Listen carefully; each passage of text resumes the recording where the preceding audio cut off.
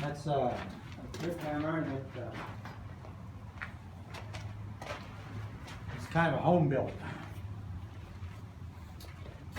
As this wheel goes around, it's a free wheel. As this goes around, it pulls this hammer up on this spring, and then it comes down, and with kind of a springing hit, does the same thing that we're doing with the hammer on the anvil. Okay. Except this is doing it about 100 times a minute. And what would power the belt? It would be an overhead line shaft. Originally, it might have been a steam engine, Steam? Okay. or it could have been from a water wheel, Mm-hmm. or a windmill. Mm-hmm. But in this case, we've got a motor up there that's belted to an electric motor, so that we can simulate the line shaft and drive that. And I was supposed to bring some leather, and I forgot it today. I'll bring it tomorrow.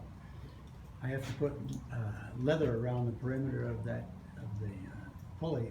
It's on the drive shaft there, Mm-hmm. and then reattach it to the trip hammer. But when the motor's running, all I have to do is push this ring at the bottom with my foot, which pulls this down.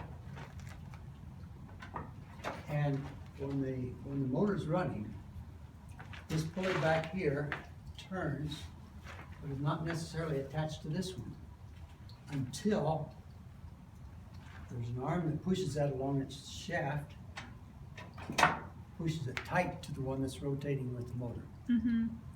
so that it operates. As soon as I let my foot off, it It stops. stops. Okay. So it's very simple to use. You get both hands to hold the piece, and it's hammering away at it. Can you change the width of this? With what we've got here, it's made from two railroad irons, one opposing the other. Mm-hmm. And then they've welded it into this I-beam. And I'm not sure what kind of material they use for the base here. It looked like a piece of some kind of scrap iron from something. But somebody did a pretty good job of putting that together. It's starting to wear more than what it should because it's kind of dimpled in there. But it still works. Should have that running tomorrow. We'll see.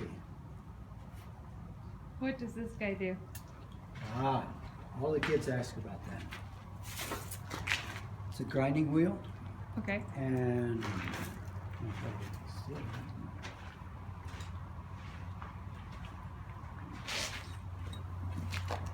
they always like to see how the motor runs, which is yours truly. So when this is, and we got a can up here, so when this is turning, it's like riding a bicycle. Mm-hmm. I just sharpen an axe.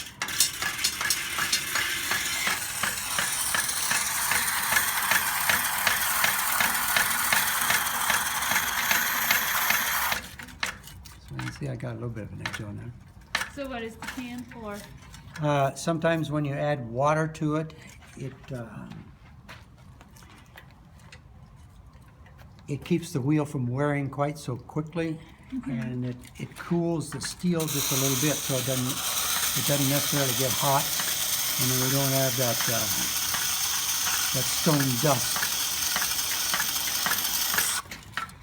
This is hitting. Get all the horseshoes out of the way, it doesn't make as much noise.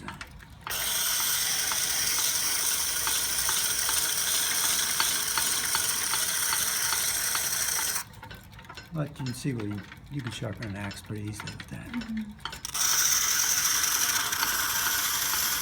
What kind of stone is it? As far as I know, there was a place up in Wisconsin with sandstone Okay. that was ideal for sharpening stones like this, and they mined it out and made these stones by the thousands. Huh. And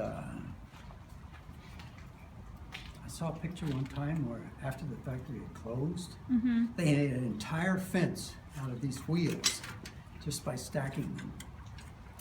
But since then, they've made aluminum oxide wheels, which is much more durable and cuts better than the sandstone.